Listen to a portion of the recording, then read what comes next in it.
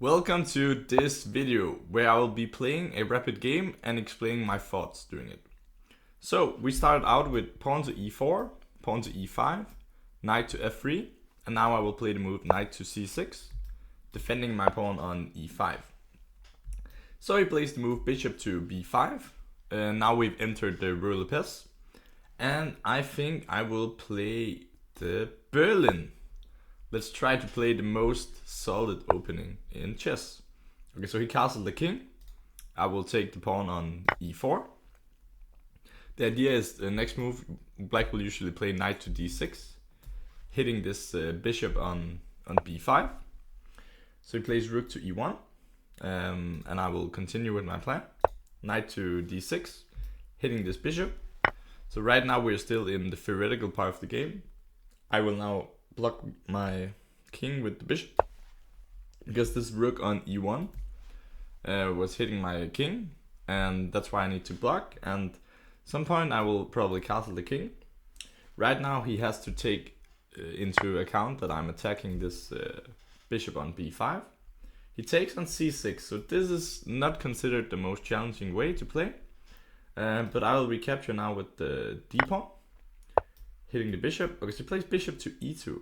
I actually never saw this idea before. It's a bit surprising to me. I guess I can play knight to f5 here. Because next move maybe he wants to play something like d4 and c3. I could play knight to f5. The idea is if he now plays c3, I can play c5. So actually I think I'm already having maybe a slightly more comfortable game here. I will castle my king. I have access now to this important d4 square. I could even put the knight there now if I want, but let's think. Yeah, I mean, I think I should just go here. Knight to d4. The pawn is the knight is standing perfectly here. Yeah, so far it's looking great. Hitting this bishop. Maybe he will move the bishop back to f1, but then he also used a lot of time with the bishop. Okay, he did that. So now I think I want to continue strengthening this knight. I could play a move like pawn to c5. That, however, would make him have the chance to play knight to d5. I don't know if I want to allow that. I could also play a simple move like bishop to e6, simply developing the pieces and having a good game. So I have this very nice knight. Okay, so he plays now bishop to e3. Maybe at some point he wants to take, although that would give me the pair of bishops. So I think I will play now pawn to c5, defending this knight on d4, and if he takes, I will get a better pawn structure again, like after c takes d4, and I will also achieve the bishop pair. The next few moves I'm thinking about maybe playing a move like queen to d7. Okay, so plays the move knight to e2. It's a bit surprising. I could play a move like bishop to g4, going for a pin. I could also just develop my queen. I have different options here. All of them are looking nice somehow. But okay, I should try to find the one that gives me the best chances to play for something here. So I could play the move queen to d6. The idea is that after he takes, and I will take, he doesn't have bishop f4 anymore. However, I don't know how important that is, but I could also play bishop f6.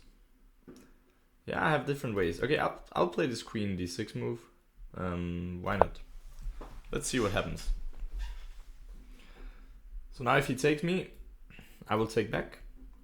Keep in mind that if he plays a move like bishop to f4, hitting my queen, I can take on e2, check, and I will win the piece. Okay, so he plays the move queen to d2. That's also a very solid move.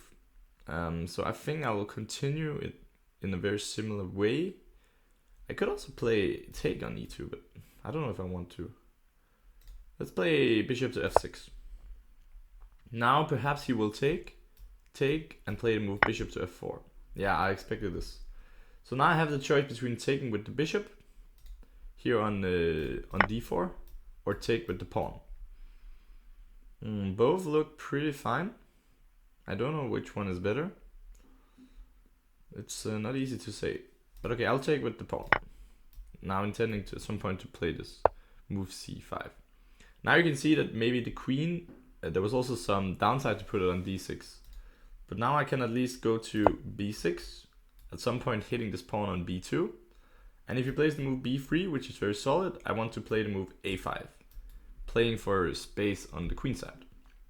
So he plays the move c3. I'm a bit surprised by that. I didn't expect that, because now I'm opening up for my bishop. But okay, I guess I can play the move rook f to d8. Something like that. I don't know if he will play the move pawn to c4. You could also take this pawn. Also looks like a viable option, but I don't really want to allow this. But I think I'll play a move a5. And this move is probably a bit mysterious, but I want to play for space on the queen side. Also right now my bishops are eyeing the whole position. And in general, it's looking like a slightly better position for me, at least humanly. So he plays now bishop to e5. So he wants to exchange these bishops, which is very logical. I think I have no option but to take. Let's take.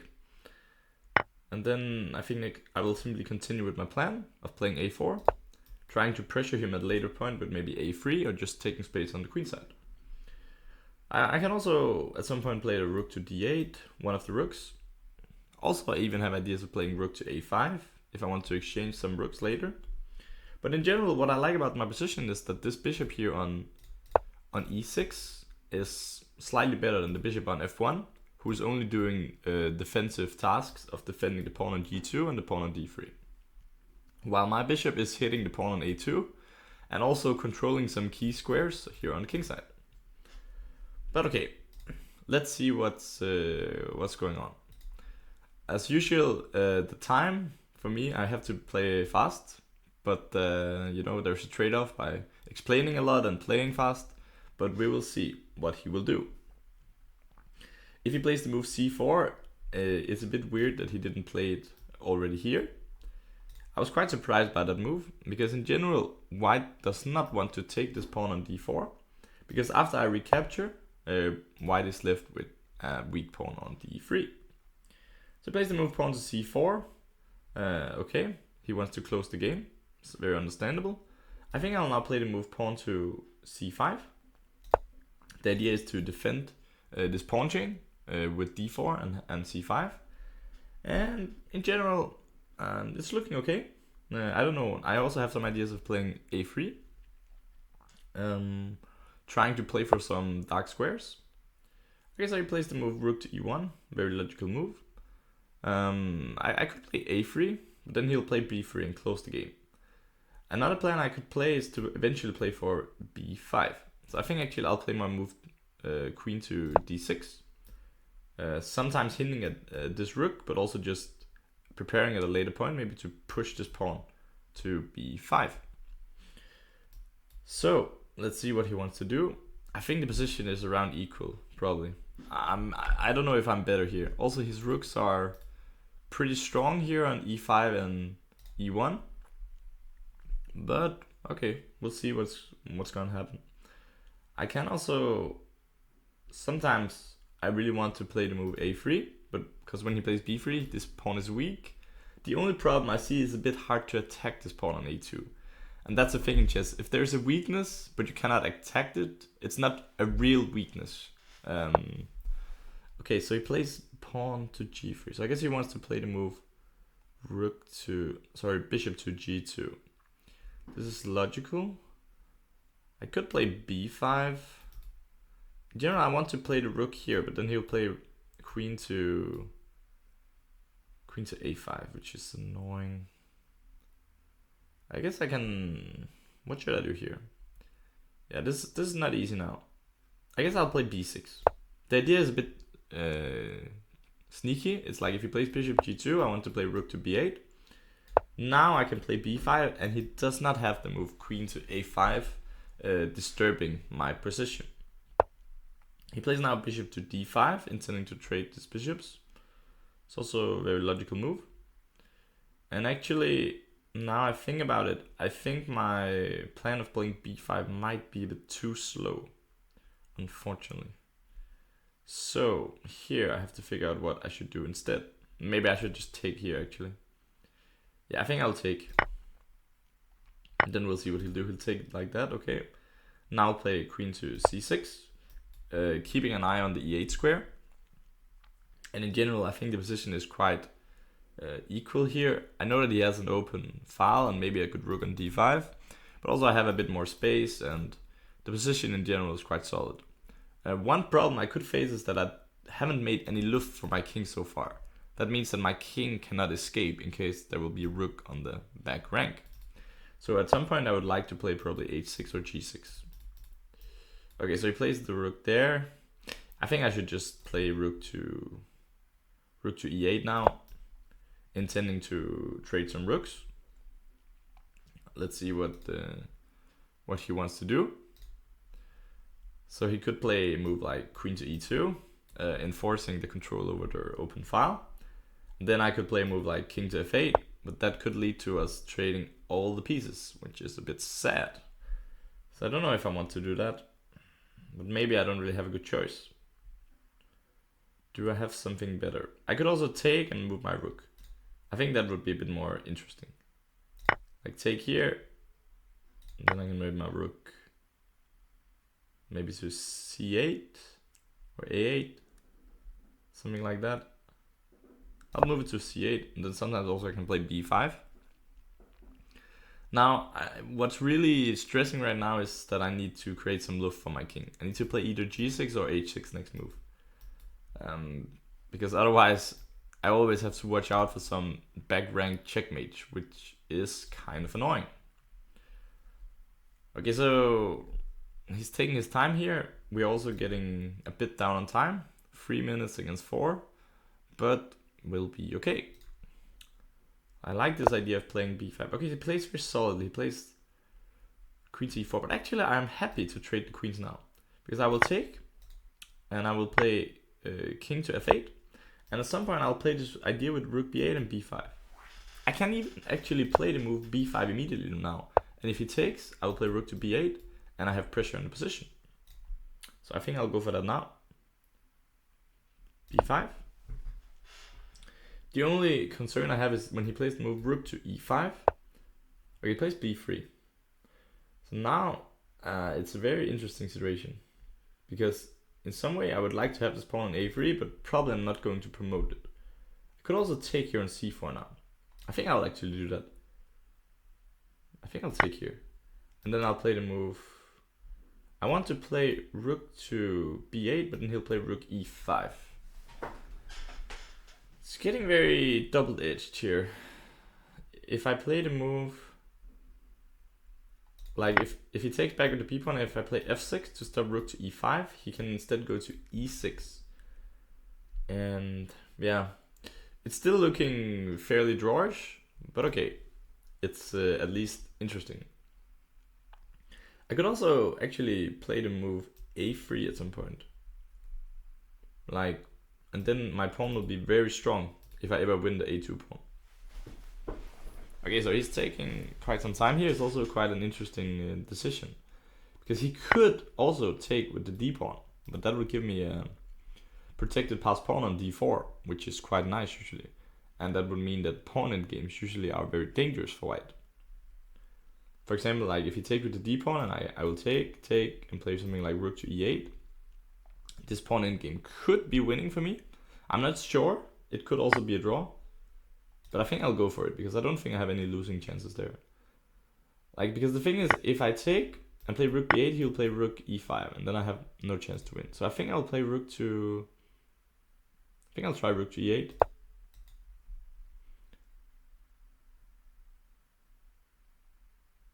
And I'm not really sure what's going on in this pawn endgame. Maybe it was a bit rash for me to play it so quickly.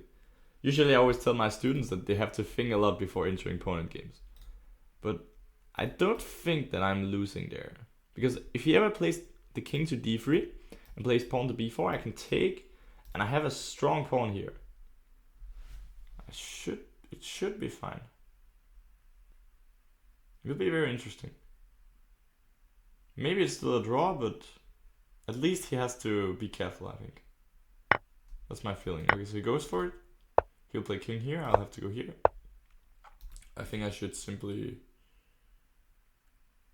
Oh, I have to think here. I could also go here. But actually, I think if he plays in plan with b4, it would be very nice for me to have some space here on the king side. It would be about tempi. Because if I play g5, he'll play g4.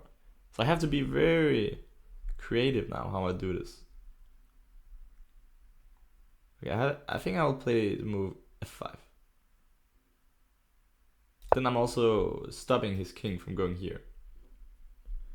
If he plays the move b4, I cannot play king c6 because then he'll play b5 and it's a draw because both of us will have passed pawn, which is protected. So there will be nothing to do there. But now it's getting very interesting. Maybe he'll play a move like f4.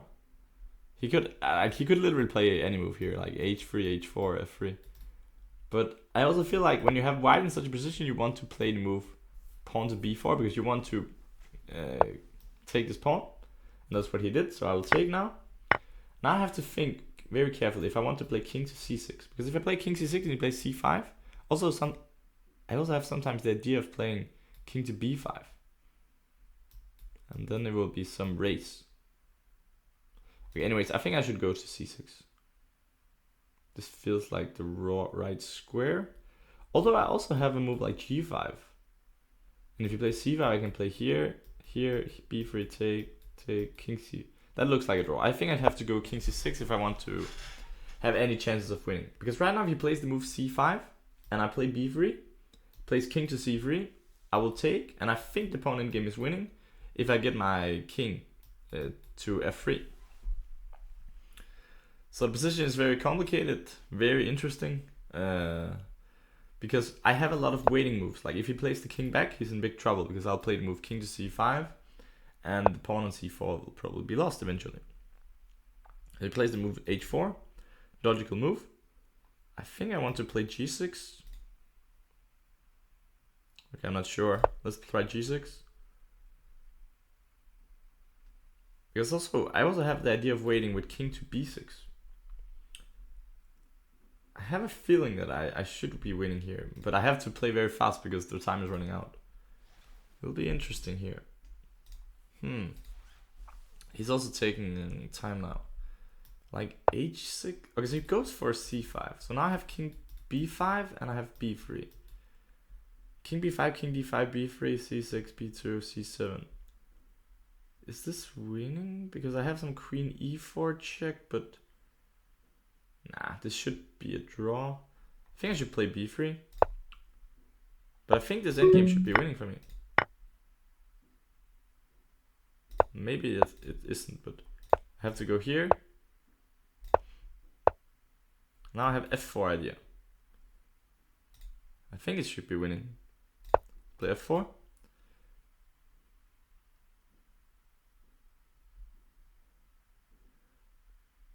Oh wait, I can also go here and here. I have to think, because like if f4 and he takes, and I take, he has h5, then I have pawn to g5, and I can go around and take the pawn. And if I play king g4, he can probably make a draw. So I think I should take. He will play h5 now, and I'll play g5.